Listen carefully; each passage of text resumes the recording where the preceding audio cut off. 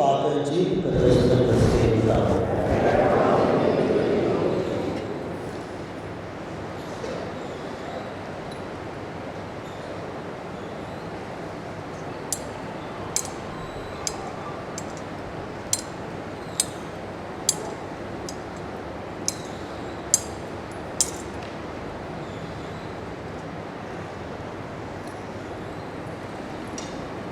उसके 10वें बाब की हम 46वीं आयत से सुनेंगे।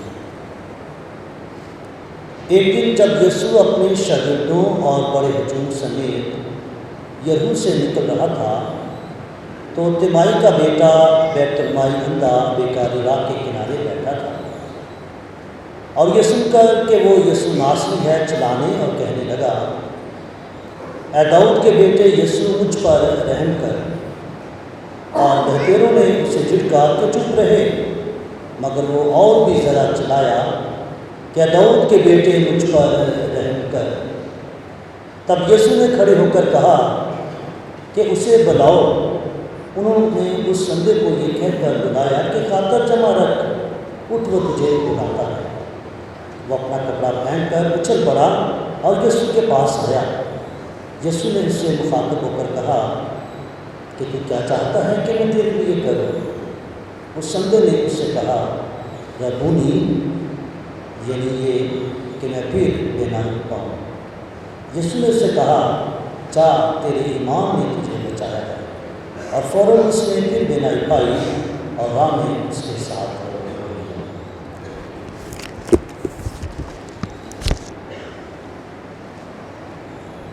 अंजील मुकद्दस के वसीला से हम सब की खताएँ मिटाई जाएं। मसीह में मेरे नहायती काबिल इकराम भाइयों बहनों और प्यारे बच्चों, आज हम साल के दौरान 30वें इतवार की इबादत में शामिल हैं और 4 हफ्तों के बाद हम इस लितूरिया साल का इख्तिताम करेंगे यीशु बादशाह की ईद के साथ। और हम देखते हैं कि खुदा यीशु मसीह यरूशलेम की तरफ जा रहे हैं।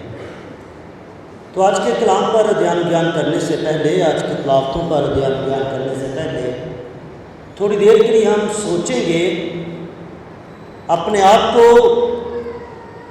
एक ऐसे कमरे में, एक ऐसी जगह पर जहाँ पर रोशनी की कोई किरण नहीं है, रोशनी का कोई भी नामो निशान नहीं है। अपने आप को हम महसूस करें कि हम एक ऐसे कमरे में हैं, उस कमरे में बंद हैं जो मुकम्मल अंधेरे में है, जहाँ पर ना तो रोशनी आ सकती है और ना ही वहाँ से कोई चीज़ बाहर भी जा सकती है।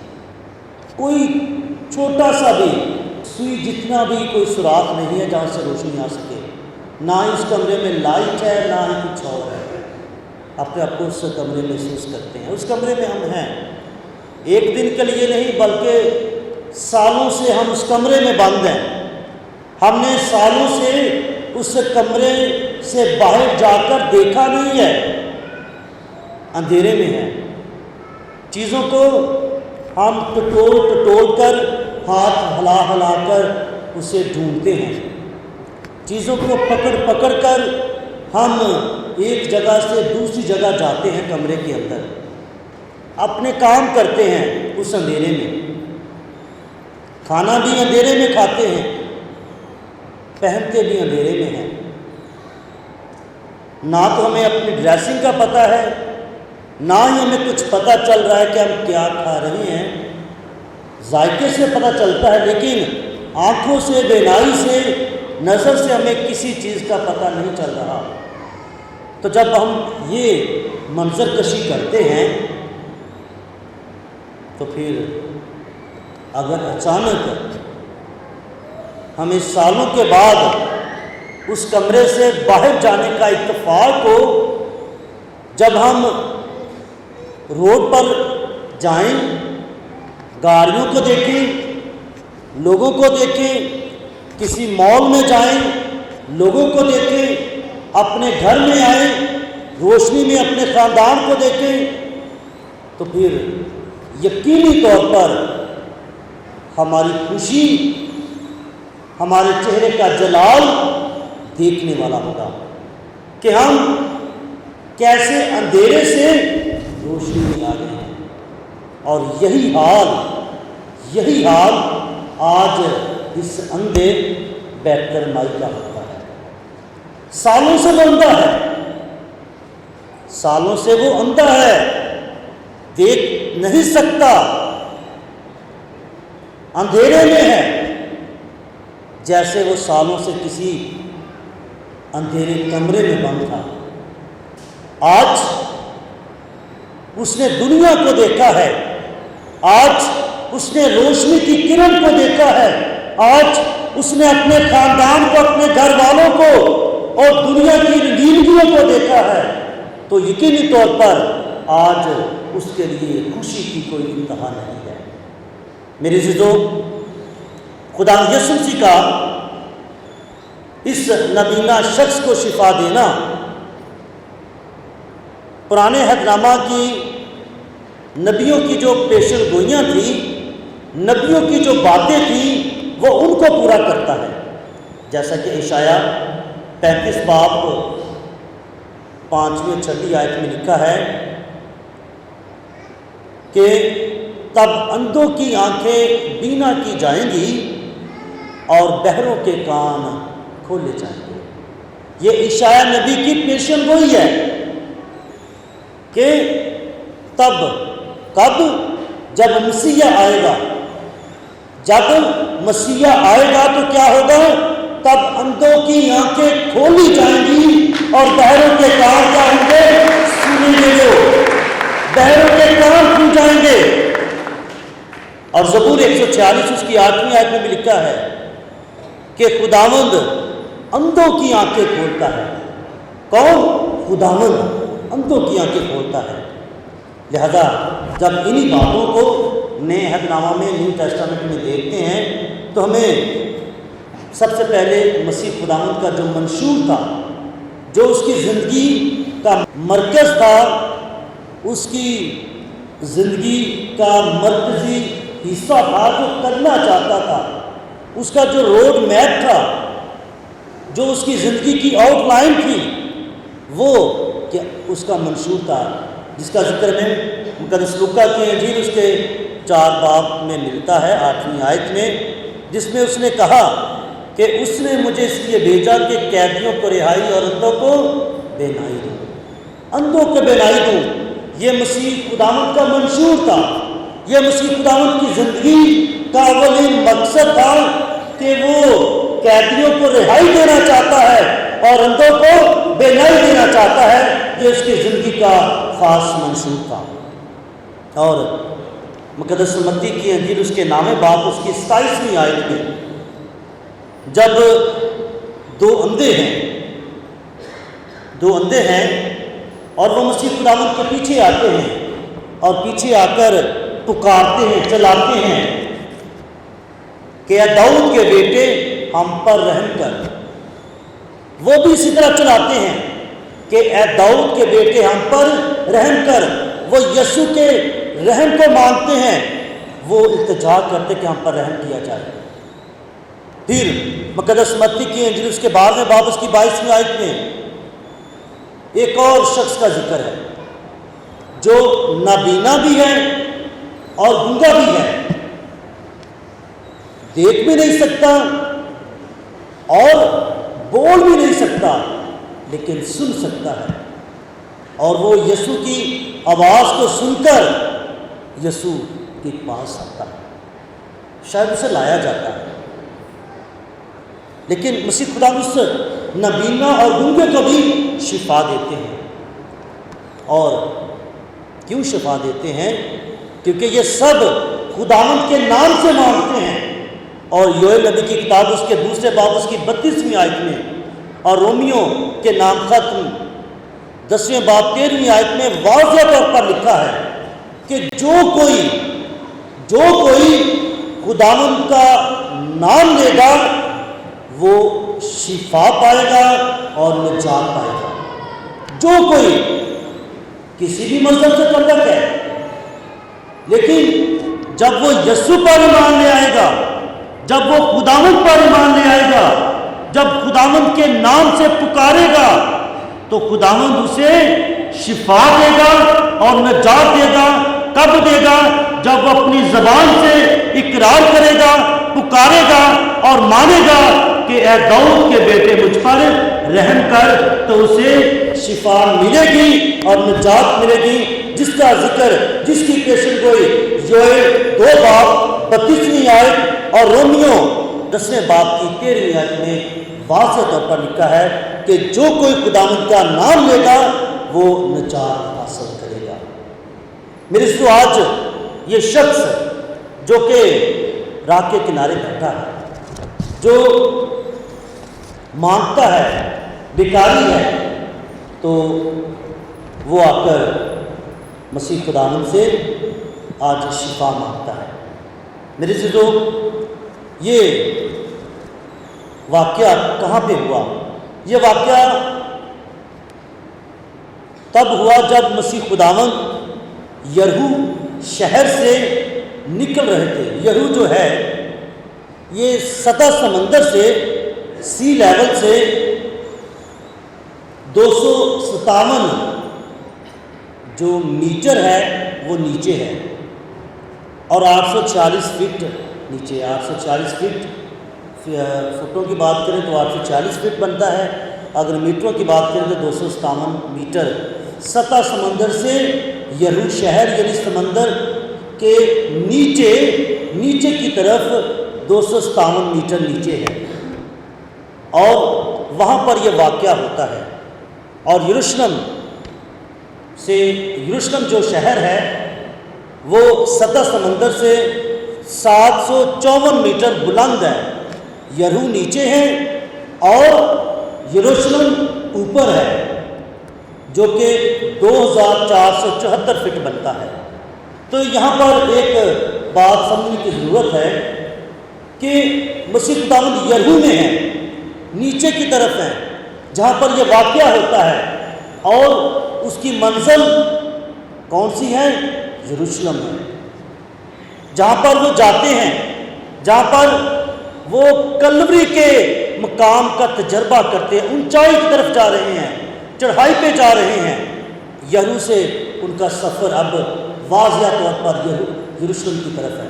تو وہاں پر یہ واقعہ ہوتا ہے۔ کیا واقعہ؟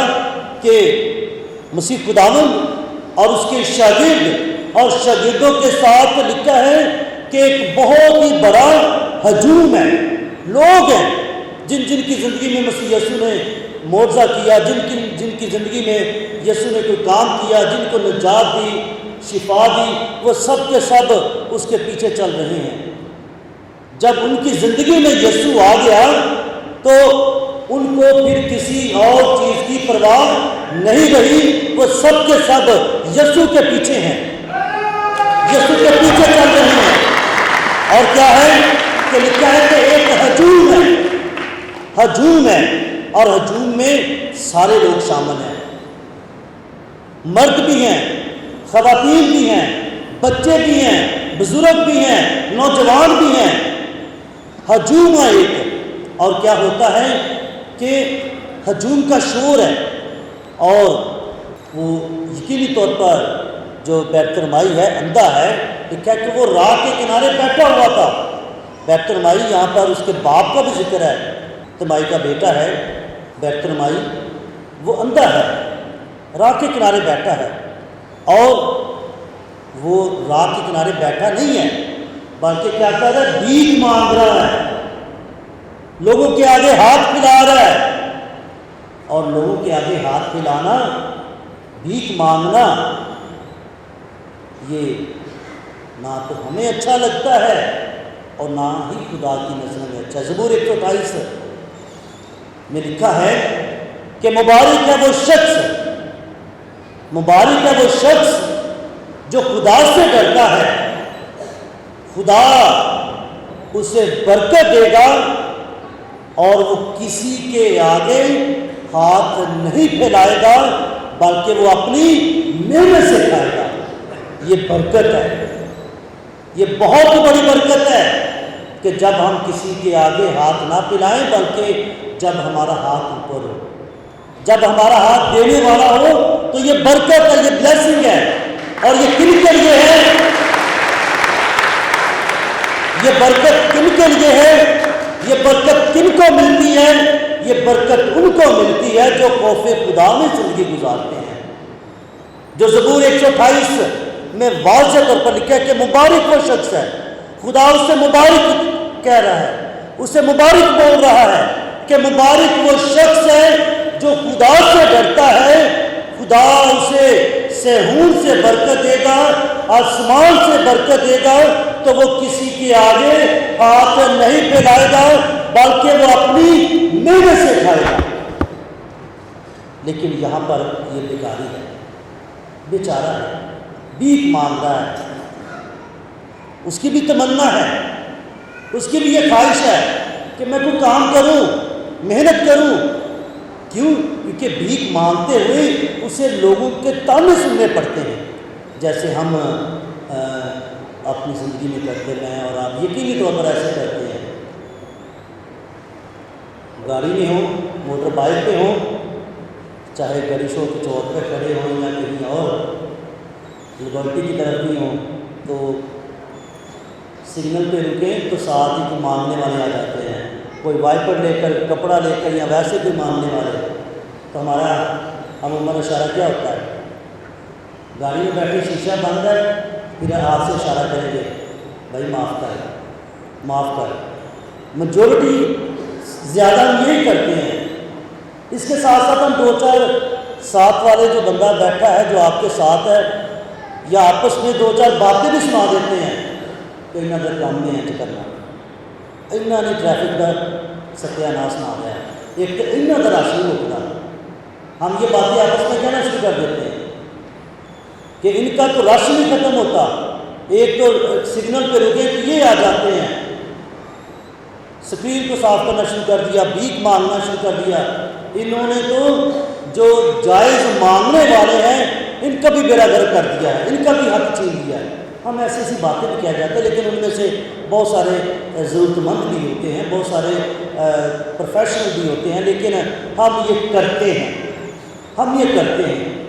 اسی طرح اس بیکاری کو بھی راہ کے کنارے یہ تانے سننے کو ملتے ہوں گے، سب کے سب جو اس راہ سے گزرتے ہوں گے سب کے سب اس کی مدد نہیں کرتے ہوں گے، جیسے ہم ہیں، ہم سب کے سب مدد نہیں کرتے، تو اس شخص کو بھی کیا ہوا، اس کو بھی لوگوں کی باتیں سننا پڑتی ہوں گی، تانے سننا پڑتے ہوں گے، اس لیے کہ اس کے دل میں خواہش ہے کہ خدا مجھے ان تانوں سے نجات دے دے۔ اس کی بھی تمنا ہوگی کہ خداوند مجھے اس بھیک سے نجات دے دے، مجھے اس جگہ سے نجات دے دے، تاکہ میں آنکھوں کو دیکھ سکوں اور کام کر سکوں، اور دوبارہ خدا کی وہ برکت جو خدا نے اپنے لوگوں کے لیے رکھ چھوڑی ہے کہ میں صہیون سے اسے برکت دوں گا اور وہ کسی کے آگے ہاتھ نہیں پھیلائے گا، میں دوبارہ وہ برکت حاصل کر سکوں۔ یہ اس کی تمنا ہوگی، دعا بھی کرتا ہوگا، التجا بھی کرتا ہوگا۔ آج اس کی دعا کا جواب ملنے والا ہے، جو سالوں سے وہ دعا کر رہا ہے، آج اس کی دعا کا جواب اسے ملنے والا ہے۔ کیوں؟ کیونکہ جب اس نے سنا کہ یسوع ناصری یہاں سے گزر رہا ہے تو پھر آج اس کی امید بڑھ آئی، آج اسے پتہ چل جائے گا کہ یسوع واقعی میں زندگی معجزہ کرنے والا ہے۔ لہٰذا وہ کیا کہتا ہے کہ وہ چلانا شروع کرتا ہے، پکارنا شروع کرتا ہے، اور کیا کہتا ہے کہ اے داؤد کے بیٹے یسوع مجھ پر رحم کر۔ وہ یسوع سے رحم مانگتا ہے، لیکن ہجوم جو ہے، لوگ جو ہیں وہ اسے روکتے ہیں، اسے چپ کراتے ہیں کہ چپ رہ، چپ رہ، کیونکہ تیری آواز اتنے ہجوم میں سے یسوع کے کانوں میں نہیں پہنچنے والی۔ ہجوم ہے نا، شور ہے، ساؤنڈ سسٹم نہیں لگا، پھر کیا ہے؟ وہ اسے چپ کرا رہے ہیں کہ ایسے تو چلا رہا ہے، تیری کون سی سنی جانی ہے؟ یسوع وہاں پہ دور ہے، ہجوم کے اندر ہے، لوگوں نے اسے گھیرا ہوا ہے اور تو راہ کے کنارے کونے پہ بیٹھا ہے اور تیری تو نہیں سنی جانی۔ ایسے تو اپنی توانائی ضائع کر رہا ہے، ایسے تو تیرا گلا خراب ہو جائے گا، بیٹھا رہا جہاں پہ تو ہے، یہی تیرا کام ہے۔ لیکن وہ اور بھی طاقت سے چلاتا ہے، لکھا ہے مگر وہ اور بھی زیادہ چلایا اور کہا اے داؤد کے بیٹے مجھ پر رحم کر۔ اس نے آج ساری کی ساری طاقت لگا دی ہے، اس نے اپنی ساری جان لگا دی ہے، کس کام کے لیے؟ اس پکار کے لیے، اپنی آواز کو خداوند یسوع مسیح کے کانوں تک پہنچانے کے لیے اس نے اپنی ساری جان لگا دی ہے، اپنی ساری طاقت لگا دی ہے، تاکہ وہ آج یسوع سے معاوضہ حاصل کرے، وہ آج یسوع سے رحم حاصل کرے، کیونکہ اگر آج وہ اپنی آواز یسوع کے کانوں تک نہیں پہنچا سکا تو وہ ساری زندگی یہاں پر سڑتا رہے گا۔ آج وہ اپنی آواز پہنچانا چاہتا ہے، آج وہ اپنی آواز یسوع کے کانوں میں لے کر آنا چاہتا ہے۔ لہذا جب سچے دل سے یسوع کو پکارتے ہیں، جب ہم سچے دل سے یسوع کو پکارتے ہیں تو میرے عزیزو یہ معجزہ بتاتا ہے کہ یسوع جتنا مرضی سے دور ہو، جسمانی طور پر جتنا مرضی سے دور ہو تو وہ اس کی آواز سن لیتا ہے۔ لہذا یسوع نے کیا کہا؟ یسوع نے اسے کیا کہا کہ اسے بلاؤ، اسے بلایا، حکم ملا، ہجوم میں سے لوگوں کو کہا جاؤ اس کو لے کر آؤ۔ ہجوم بھی پریشان کہ یہ کیا، ہم اسے چپ کرا رہے تھے کہ تیری آواز لوگوں تک نہیں آنی، تیری آواز یسوع تک نہیں آنی، لیکن یسوع نے کیا کیا ہے؟ ہجوم اتنا بڑا ہجوم ہے لیکن اس شخص کی آواز کو سن لیا ہے۔ تو کیا ہوا؟ اس نے، یسوع نے کہا کہ اسے بلاؤ۔ اب یہاں پر لوگوں کا رویہ کیسے چینج ہوتا ہے؟ پہلے اسے چپ کرا رہے ہیں، اسے دھتکار رہے ہیں کہ بیٹھا رہے یہاں پر، تیری نہیں سنی جانی، اتنا ہجوم ہے، اور تو اپنی آواز یسوع کے کانوں میں پہنچا رہا ہے کہ داؤد کے بیٹے مجھ پر رحم کر۔ لیکن یسوع نے اس کی آواز کو سن لیا۔ یسوع نے کہا کہ اسے بلاؤ، اور یہی لوگ جو اسے پہلے چپ کراتے تھے پھر کہتے ہیں کہ خاطر جمع رکھ، حوصلہ رکھ، تجھے اٹھ، وہ تجھے بلاتا ہے۔ اب ان کا رویہ بدل گیا ہے، پہلے کہتے ہیں امید رکھ، خاطر جمع رکھ، اب سب کچھ ٹھیک ہو جائے گا، تیری آواز شاید یہ بھی کسی نے کہہ دیا ہو کہ دیکھیں میں جا کے یسوع دسیا اسے کہ بندہ بیٹھا ہے، شاید یہ بھی کسی نے کہہ دیا ہو کہ میں تیری سفارش کی ہے، یسوع جا کے دسیا کہ ایک بندہ ہے وہ بڑا بیچارہ غریب ہے، وہ ذرا مدد کر دے، شاید کسی نے یہ بھی کہہ دیا ہو۔ لیکن انہوں نے کیا کہا کہ خاطر جمع رکھ، سکون سے رہ، کیونکہ تیری آواز یسوع نے سنی ہے، دیکھ وہ تجھے بلاتا ہے۔ جب اس اندھے بیکاری نے یہ سنا کہ یسوع نے مجھے بلایا ہے تو اس کی خوشی کی انتہا دیکھیں، خوشی کی انتہا دیکھیں۔ لکھا ہے کہ وہ اپنا کپڑا پھینک کر اچھل پڑا، خوشی کے ساتھ اچھل پڑا کہ آج مجھے یسوع کا بلاوا آ گیا ہے۔ میں تو سالوں سے انتظار کر رہا تھا، میں تو بہت دیر سے اس انتظار میں تھا کہ کب وہ مجھے بلائے۔ آج اس نے مجھے بلا لیا ہے اور کہا ہے کہ اسے بلاؤ۔ تو اس نے کیا کیا؟ اس نے اپنا کپڑا، وہ کون سا کپڑا جس پر وہ بیٹھ کر مانگا کرتا تھا، اس کا روزگار تھا، کمفرٹ زون تھا اس کا، کیونکہ اس کے اوپر آرام سے وہ بیٹھتا تھا، اس کی بیٹھنے کی جگہ تھی۔ آج اس نے یہ کپڑا اٹھا کر اچھال دیا ہوا میں اور اچھل پڑا ہے خوشی کے ساتھ۔ یقینی طور پر وہ ناچتا ہوگا، جھومتا ہوگا، اور جھومتے ہوئے گرتے سنبھلتے وہ یسوع کے پاس آ گیا۔ لکھا ہے کہ وہ اچھل پڑا اور یسوع کے پاس آیا، اور یسوع نے اس سے مخاطب ہو کر کہا، اب اس یسوع خود کہہ رہے ہیں، کیوں؟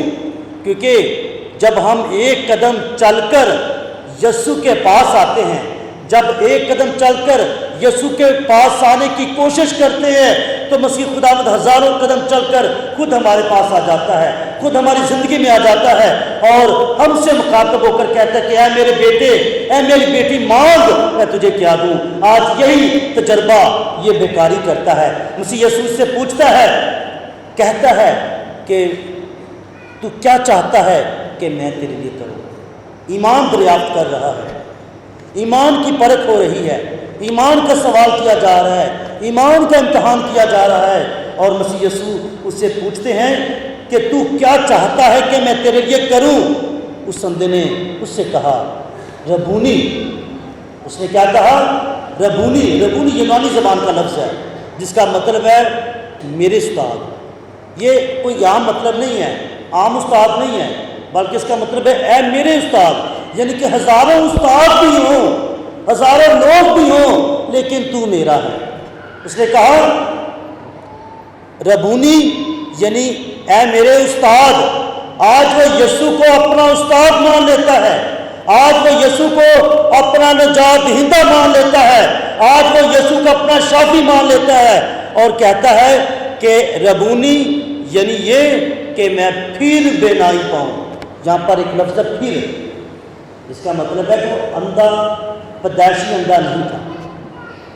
اس کا مطلب ہے ربونی یہ کہ میں پھر بینائی پاؤں۔ پھر سے مطلب ہے کہ وہ پیدائشی اندھا نہیں تھا، کسی حادثے کی وجہ سے، کسی بیماری کی وجہ سے، کسی کمزوری کی وجہ سے اس کی آنکھیں کمزور ہو گئی تھی، وہ اندھا ہو گیا تھا اور بھیک مانگنے پر وہ مجبور ہو گیا تھا۔ لہذا مسیح یسوع سے التجا کرتا ہے کہ میں دوبارہ دیکھنا چاہتا ہوں، میں پھر بینائی پانا چاہتا ہوں، میں دوبارہ اپنے گھر کو دیکھنا چاہتا ہوں، میں دوبارہ خدا کی ہیکل کو دیکھنا چاہتا ہوں، میں دوبارہ خدا کے کلام کے الفاظوں کو دیکھنا چاہتا ہوں، میں دوبارہ خداوند کا جلال دیکھنا چاہتا ہوں، میں دوبارہ خداوند کے لوگوں کو دیکھنا چاہتا ہوں، میں اپنے بچوں کو دیکھنا چاہتا ہوں، میں اپنے گھر کو دیکھنا چاہتا ہوں، اپنے بہن بھائیوں کو دیکھنا چاہتا ہوں۔ یہ اس کی تمنا ہے۔ پھر یسوع نے کیا کہا کہ جا، تیرے ایمان نے تجھے بچایا ہے، جا، تیرے ایمان نے تجھے بچایا ہے۔ یسوع کا ایک جملہ، یسوع کے ایک جملے نے اس کی زندگی کو بدل دیا۔ یسوع کے ایک جملے نے اس کی ساری جو مشکلیں ہیں، پریشانیاں ہیں، اس سے نجات دے دی۔ یسوع کے اس جملے نے اسے اس بات سے بھی نجات دے دی کہ اب وہ لوگوں کے راہ کے کنارے بیٹھے تانے نہیں سنے گا، وہ لوگوں کی باتیں نہیں سنے گا، وہ لوگوں کے آگے ہاتھ نہیں پھیلائے گا، کیونکہ اب یسوع نے اس پر معجزہ کر دیا ہے، کرم کر دیا ہے۔ کیا کہا ہے کہ جا، تیرے ایمان نے تجھے بچایا ہے۔ اور اس نے کیا کیا؟ اور فوراً اس نے پھر بینائی پا لی۔ پہلے بھی وہ دیکھتا تھا لیکن ایک حادثے کی وجہ سے وہ اندھا ہو گیا۔ تو لکھا ہے کہ جب اس نے یسوع سے مانگا اور اس نے جب پا لیا تو فوراً، ایک دن نہیں، 2 دن نہیں، 3 دن نہیں، بلکہ کیا ہوا؟ فوراً کے فوراً اس نے دیکھنا شروع کر دیا۔ اور یقینی طور پر جب اس نے دیکھا تو سامنے یسوع کو دیکھا ہوگا، اس کی جلالی صورت کو دیکھا ہوگا، اور جب اس کی جلالی صورت دیکھی تو پھر اس نے کسی اور کے پیچھے جانے کی کوشش نہ کی، کسی اور کے پیچھے جانے کی خواہش نہ کی، کسی اور کے پیچھے چلنے کی خواہش نہ کی۔ تو لکھا ہے کہ راہ میں وہ اس کے ساتھ ہو گیا۔ راہ میں یسوع یروشلم کی طرف جا رہا ہے، جیسے میں نے شروع میں کہا کہ یسوع اب یروشلم کی طرف ہے، اونچائی کی طرف ہے۔ یریحو سے اس کی اونچائی کا سفر شروع ہوتا ہے۔ تو یریحو سے، کیونکہ یریحو جیسے پہلے میں نے بتایا کہ وہ سطح سمندر سے 257 میٹر گہرا ہے، اور یروشلم 754 میٹر اونچا ہے سطح سمندر سے۔ تو مسیح یسوع اب یریحو سے اوپر کی طرف جا رہے ہیں، چڑھائی کی طرف جا رہے ہیں، تاکہ اپنی زندگی کے مقصد جلال کو حاصل کریں۔ اور یہ شخص بیت المائل جو ہے، جس کو شفا بخشی ہے، وہ بھی اس کے پیچھے ہو گیا ہے۔ تو میرے عزیزوں، آج یہ معجزہ ہمیں کیا سکھاتا ہے؟ ہمیں یہ سکھاتا ہے کہ ہمیں یسوع سے ڈرنا نہیں ہے، بلکہ پورے ایمان اور بھروسے کے ساتھ اس کے پاس آنا ہے، اس کے پاس آ کر کہنا ہے کہ اے داؤد کے بیٹے ہم پر رحم کر، اس کے پاس آ کر اپنی ساری طاقت سے، اپنی ساری جان سے، اپنی ساری عقل سے اس سے پیار کرنا ہے اور کہنا ہے کہ خداوند اب ہم میں اتنی سکت نہیں رہی کہ ہم کسی اور کے پاس جائیں، کسی اور کے پاس جا جا کے ہم تھک گئے ہیں، کیونکہ اب ہم تیرے ہی پاس آ گئے ہیں، کیونکہ تو ہی ہمیں شفا دے گا۔